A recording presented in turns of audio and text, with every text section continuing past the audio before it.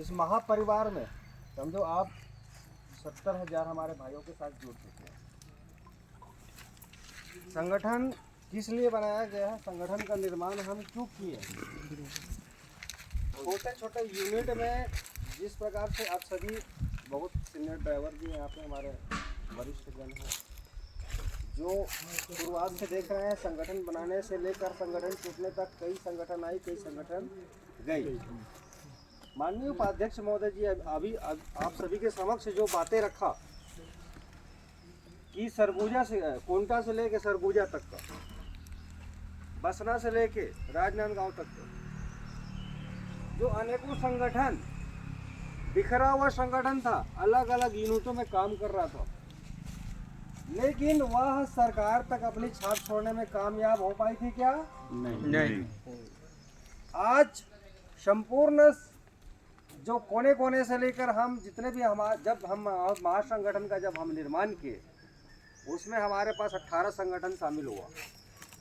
काफ़ी मेहनत की इसके लिए, बहुत सारा परिश्रम करना पड़ा हमको एकता के महामंच में उनको लाने के लिए, एक साथ आवाज़ उठाने के लिए, क्योंकि ये संगठन बनाया गया है सिर्फ फंडिंग के लिए नहीं, हमारे ड्राइवर भाइयों को उनका हक और उनका अधिकार और उनको गिरा हुआ मान सम्मान है जो पूरा मुख्य पटल पर उनको ला के समाज के सामने एक नए छवि के साथ उनको प्रस्तुत करना है।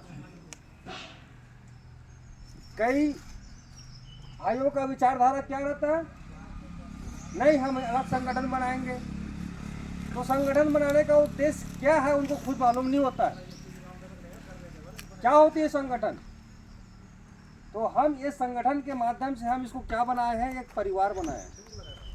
हम स्टार्टिंग में परिवार के माध्यम से इसको संचालित कर रहे हैं और ये अभी इतना प्रबल हो चुका है कि ये क्या बन गया है, महापरिवार। महापरिवार का रूप धारण कर चुका है, जिनका असर हमको तो मालूम नहीं है जिनका असर क्या हो रहा है, लेकिन हमको अन्य माध्यमों से पता चल रहा है कि आज इसका आग ऐसा फैला हुआ है, इस महापरिवार का इसका आगाज ऐसा हो चुका है कि संपूर्ण छत्तीसगढ़ में जितने भी शासन प्रशासन में बैठे हुए हैं, या मोटर मालिक से हैं या दलाले हैं, जिनको ड्राइवर का शोषण करने में उनको मजा आता था, वो सारे लोग भयभीत हो चुके हैं और उनका मानसिकता ये कहता है कि कहीं ना कहीं इसका यूनिटी को तोड़ने की साजिश रचा जाए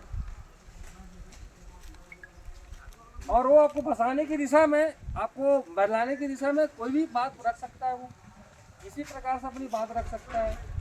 जैसे आप बस्तर वाले हो, रायपुर वाले हैं, वो अंबिकापुर वाले, सरगुजा वाले हैं, लेकिन क्या ड्राइवर समाज हम क्या है, भाई भाई हैं।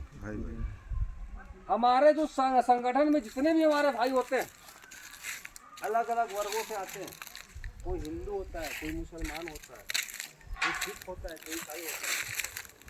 और आज देश में आप सभी के समक्ष इतना बताना चाह रहा हूँ कि ड्राइवर संगठन के लिए रजिस्टर करना भी बंद कर दिया, पंजीकरण करना बंद कर दिया है।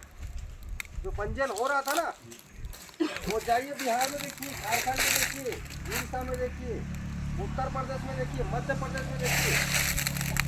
आज मेरे पास फोन लगाते हैं उन लोग कि भैया हमारा पंजीयन आके करवा दो। तो पंजीयन रोका सरकार, क्यों रोका सरकार पंजीयन? संगठित हो जाएंगे तो बैंड बजाएंगे सरकार का। ड्राइवर समाज हमारी अर्थव्यवस्था को संचालित करने के लिए अगर कोई मांग रखेगा, हमको उसको पूर्ण करना पड़ेगा सरकार को। ये उनकी समझ में आ चुकी है और ये समझ उनकी कब आई है, 1 जनवरी 2024 को। सरकार ने हालांकि उल्टा सीधा निर्णय निकालकर 106/2 लगा दिया, जैसा भी वो भूलवश, लेकिन वो 106/2 जो है वो हमें संगठित करने के लिए बहुत बेहतरीन माध्यम था और मैं उस माध्यम का स्वागत भी किया और अच्छे तरीके से मैं उसका शुक्रिया अदा करना चाहता हूं कि कम से कम हमारे ड्राइवर संगठन को एक नए ऊर्जा के रूप में, क्योंकि आप सभी को जानकारी के लिए बता देना चाहता हूं, बीते 1 जनवरी से लेके 10 जनवरी तक हमारे संगठन में नए में 35,000 ड्राइवर जुड़े, 35,000 ड्राइवर भाई जुड़े। आप सभी को जानकारी के लिए बता रहा हूँ, हर एक जिले से, एक जिले से नहीं, हर एक जिले से। तो ये 35,000 यूनिटी हमारे 35,000 पहले से था, 35,000 हमारे साथ आए, आज हमारी यूनिटी 70,000 से पार हो गई है और इसको बढ़ाते रहना है। आपको कोई भी बलाए फुसलाए या कोई भी ये कहे कि हम बस्तर के हैं, क्या बस्तर छत्तीसगढ़ में नहीं आता? आता है। क्या बस्तर का भाई हमारा भाई नहीं है? बस्तर ही नहीं, सारे हिंदुस्तान के भाई हमारे भाई हैं। आप सभी वीडियो के माध्यम से देखते होंगे मुझे कि कोई बिहार का हो या उड़ीसा का हो, आंध्रा को, राजस्थान का, कहीं का, मेरा कुछ फर्क नहीं पड़ता। वो ड्राइवर है और संगठन से जुड़ा है, मतलब मेरा भाई है। और उसके दुख मेरा दुख है, उसका तकलीफ मेरा तकलीफ है, उसकी खुशी मेरी खुशी है। और ये हम सभी भाइयों को समझना होगा, क्योंकि ये काम करते करते आज 70 साल बीत गए, देश को आज़ाद हुए। जैसे अंग्रेजों ने अपना शासनकाल में जो संचालित किया था, क्योंकि उसी के शासनकाल में मोटर गाड़ी आई है ना। वो जो नियम बनाए थे अंग्रेजों ने, वो अपने सुरक्षा के लिए बनाए थे। वो एक्सीडेंट हो, अकस्मात एक्सीडेंट हो गया, अकस्मात, क्योंकि उस समय भारतीयों के पास गाड़ी थी क्या? अंग्रेजों के पास गाड़ी थी। और उसने सही दिशा निर्देश के अंतर्गत में जो कानून व्यवस्था संचालित किए थे उस समय, वो सटीक किया था और आज भी वही कानून व्यवस्था चल रही थी। उसको परिवर्तन करने की दिशा में सरकार आगे आई,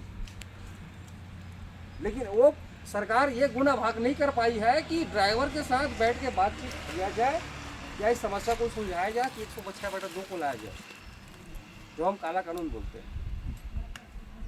सरकार यहाँ फेल हुई। और देखो, किसानों ने 6 साल, 5 साल, 7 साल आंदोलन चलाया कि नहीं चलाया? सिर्फ 3 कानून वापस करवाने के लिए सरकार मान नहीं रही थी। कम से कम 1700-1800 किसान मर गए उस आंदोलन में। 2900 किसान उसमें समाहित हो गए अपने काल में। लड़ाई लड़ते लड़ते हमारी यूनिट तो ऐसा है भाई कि हम 2 दिन में सरकार को ला देते हैं, जबकि अभी हम पूर्ण संगठित नहीं हुए। अगर हम पूर्ण संगठित हो जाएंगे तो पता नहीं क्या हो जाएगा देश में। अभी हम एसपी साहब के साथ मिलके आए बैठे, उसने यही बात जाहिर किया, मेरे बिना बताए कुछ किए। ड्राइवर यूनिट आज 1 जनवरी को जो हड़ताल किए थे, उसमें सारे जो भारत को जितने भी आम नागरिक से लेके जितने भी वर्ग के लोग हैं, सारे वर्गों के लोग को बता दिए कि ड्राइवर देश की अर्थव्यवस्था को संचालित करने वाला ऐसा सैनिक है जो पूरी अर्थव्यवस्था उसी के ऊपर डिपेंड होता है। तो आज कहीं ना कहीं उनको अवगत तो हुआ ना हमारे सिस्टम का कि ड्राइवर कोई भी रेलवे कोई भी गाली गलौज करके निकलने वाला कोई छोटा बच्चा भी होता है, कोई बड़ा बच्चा होता है। अच्छे अच्छे शिक्षित वर्ग भी आज ड्राइवर को सम्मान की भावना से नहीं देखते, लेकिन अब ये पुनरावृत्ति अपनानी होगी और फर्क पड़ रहा है समाज में फर्क पड़ रहा है। ये वर्दी पहन रहे हो आप, और खासकर इस वर्दी और आईडी के दिशा निर्देश में हम सभी अधिकारीगण बहुत सोच विचार करके इस खाकी वर्दी और इस जो लोगो है जिसको डिजाइन करने के लिए हमको कई दिनों लग गया। हमारे उपाध्यक्ष महोदय इसमें काफ़ी कुछ काम किया है, जो आप लोगो लगा रहे हो छत्तीसगढ़ ड्राइवर महासंगठन का। और ये लोगो लगता है प्यारा, लगता है कि नहीं लगता? आप हिंदुस्तान में कोई भी संगठन का देख लो लोगो, आप अगर इसको लगा के जाओगे ना कहीं स्टेट में, तो आपको समझ जाएगा कि प्रीतम सेन का भाई है।